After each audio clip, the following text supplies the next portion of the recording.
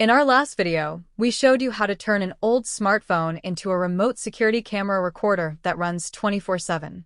But what if you want something even more robust, professional, and entirely under your control? In this video, you will learn exactly how to turn an old computer or a laptop into a dedicated security camera server. This system will run nonstop, acting as a foolproof backup unit so you never lose your footage, even if someone steals your physical camera. The best part? It is completely free and incredibly easy to set up using Linux. Let's dive in. First, let's open the terminal on your Linux machine.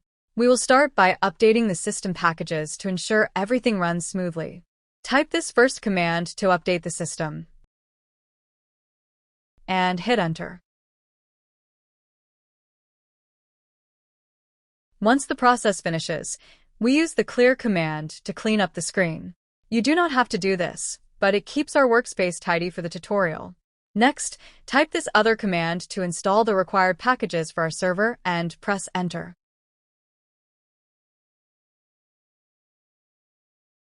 When that is done, let's find out your computer's local IP address by running the ifconfig command.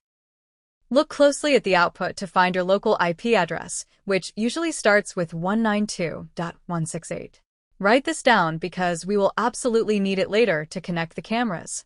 Now, we need to create a dedicated user account for the recording server. Type this next command and hit enter. The system will prompt you to create a secure password for this new user. Type your password, and do not worry if no characters show up on the screen while you type. That is a standard Linux security feature. Press enter, retype the password to confirm it, and hit enter again. After that, simply keep pressing enter through the default profile questions until you see the confirmation prompt. Type the letter Y to confirm and hit enter. Next, we will create the exact folder where your camera recordings will be stored. Type this command and press enter. To make sure our new user has full control over this directory, we need to change its ownership. Type this next command and hit enter. Now, let's set the correct permissions so the camera can successfully write and save video files to the folder. Enter this command and press enter. With the folders ready, it is time to install the actual software that turns your PC into a recording server. We are using vsftpd, which stands for Very Secure FTP Daemon. Type this next command and press enter. Before editing the configuration, let's create a backup copy of the original file just in case. Type this command and press enter. Now, let's open the configuration file using the Nano text editor. Type this command and press enter. Scroll through the file and make sure these specific lines are active and do not have a hashtag symbol in front of them. If you have trouble finding them manually, you can use Nano's search function by pressing Ctrl+F. Once you verify those lines, go all the way to the bottom of the file and type these two additional configurations. To save your changes, press Ctrl+O, hit enter, and then press Ctrl+X to exit the editor. To apply these changes, we use this command to restart the program and press enter. We also want the server to start automatically every single time the computer boots up, so you do not have to configure it manually after a power outage. Enter this next command and hit enter. Now here is the secret sauce. If your cameras record 24/7, your hard drive will eventually fill up and the system will crash. To fix this, we're going to create an automated Python script that monitors your storage and deletes the oldest recordings when the disk gets full. Type this command and hit enter. This opens a blank file in the Nano editor.